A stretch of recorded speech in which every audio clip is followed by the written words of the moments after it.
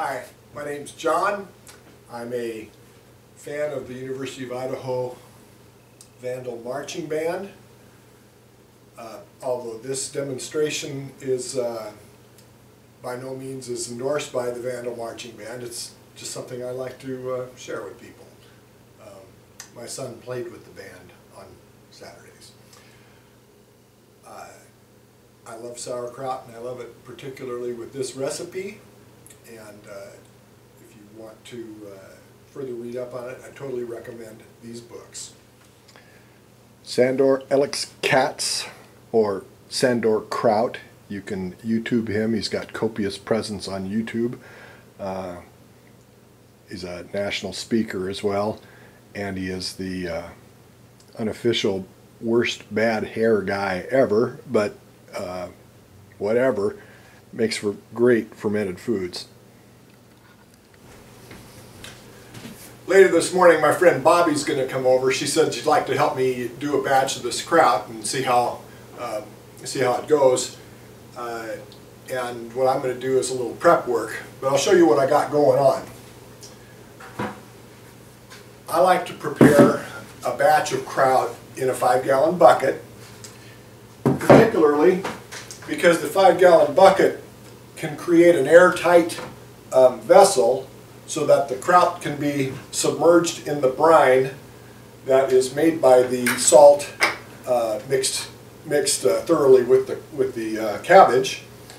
And these buckets fit nicely on each other. You put a little weight in the last bucket to keep it compressed, and 10 days or 2 weeks later, it will be sufficiently preserved, fermented, soured to taste, to put in jars, and I'll show you that end product in a moment.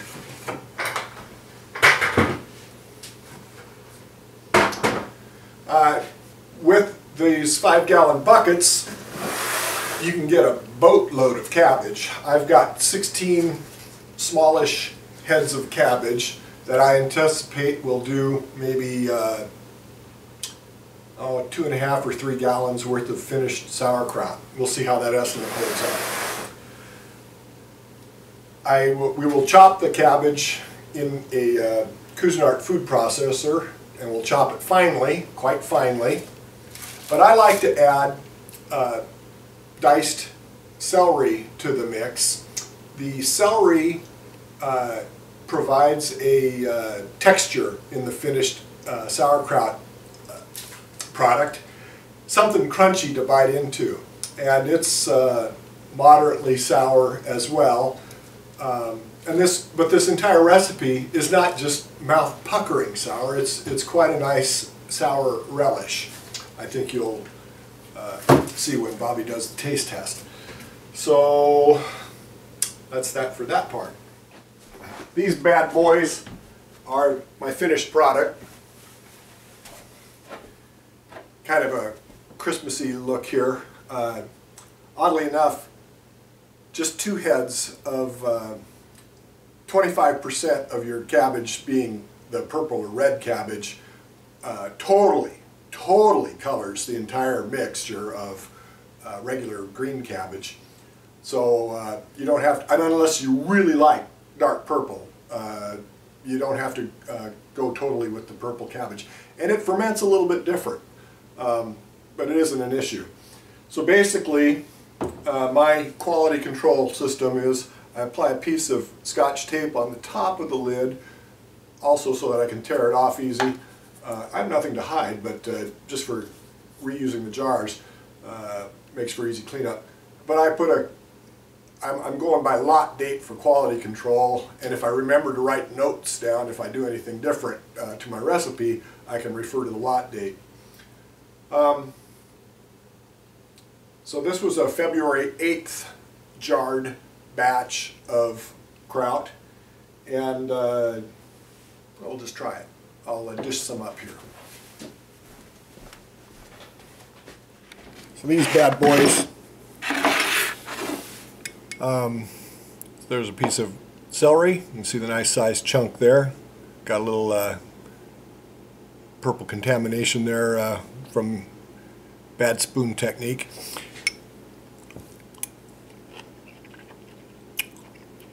Not sour. Great for a Reuben sandwich.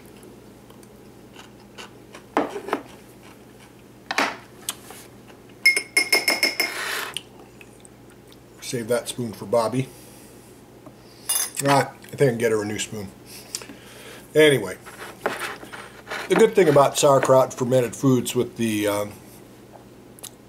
acetic acid and the lactobacillus bacteria is my philosophy is it's totally happy germ friendly. Bad germs need not apply, so you could probably even share spoons if you want to.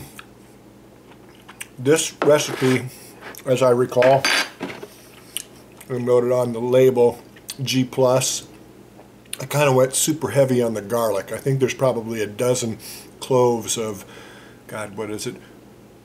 Red German garlic, which is particularly potent. Oof. You'll know who your friends are when you get up close and friendly after eating some of that German garlic. Okay.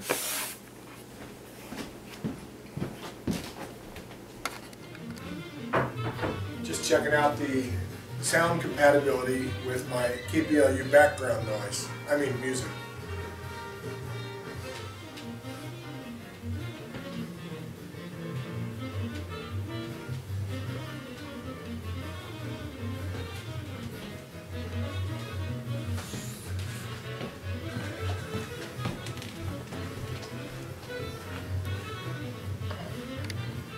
I think it's time for a little drive-by shooting of the assembly line. Of course, left to right, I've got the cabbage heads cut in half, and I've cut out the heart, that hard middle piece. We'll further chop those half heads down so they fit in the food processor. In the middle there is just, you know, your pedestrian brand Morton salt. It's the natural sea salt though. Didn't go for the pink Himalayan glacial salt, sorry, whatever. The batch is about 1 teaspoon of salt per finished quart of kraut,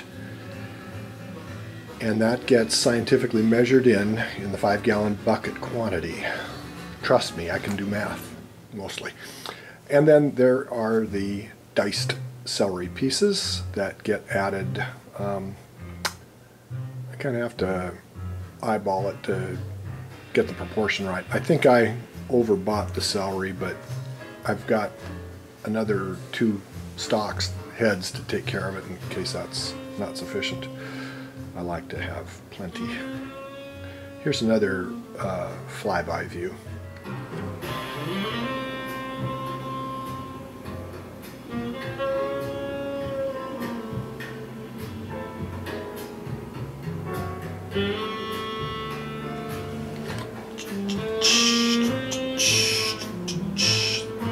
That's what it looks like from the business end. Silent killer? You bet it is. For anything but lactobacillus.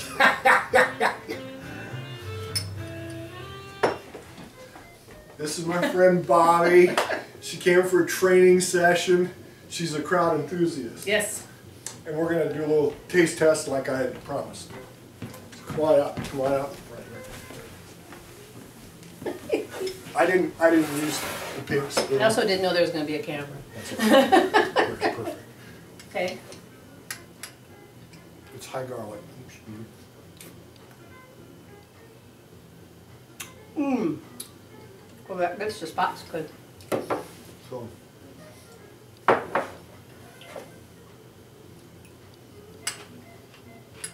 Oh, here's celery. There's your. Oh, the difference. G+ is like I got 12 cloves of garlic in there. Okay. Cool. Right. It was the last jar to get filled and had all this garlic. So. That's really good.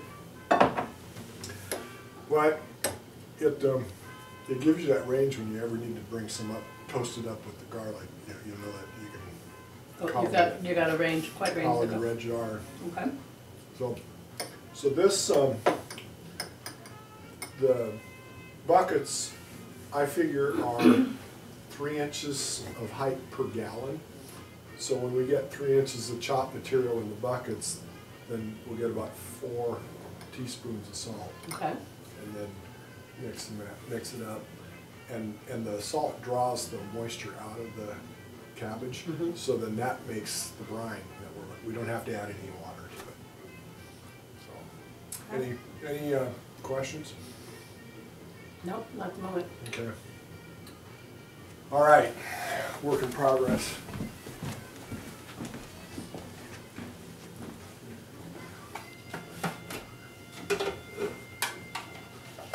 You know, it's Yeah. Gretchen's food processor, so Ours is just like it. I break it. It's my.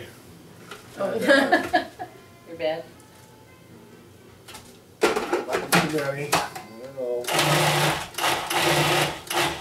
There's also kind of a syncopation thing. Oh, that's right. It's a video. It's a family video.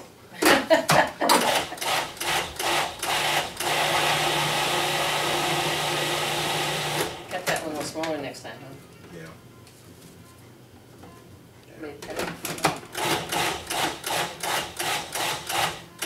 It's just right in the line top.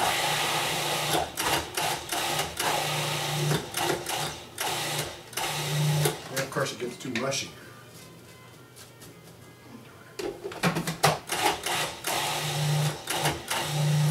Let's pop that one out, yeah. I'll get it smaller next time. We'll get it next time.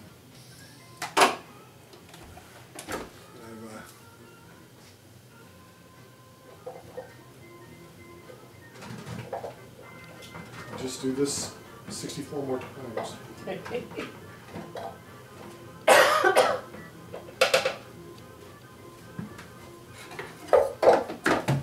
So that's an okay size? I think so.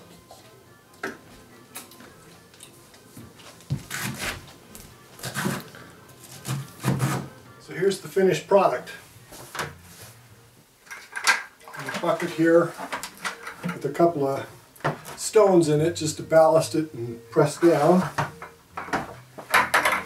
And the first bucket contains the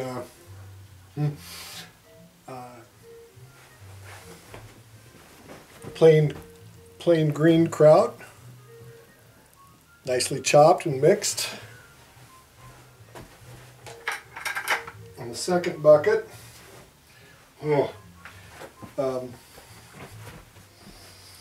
contains the purple kraut.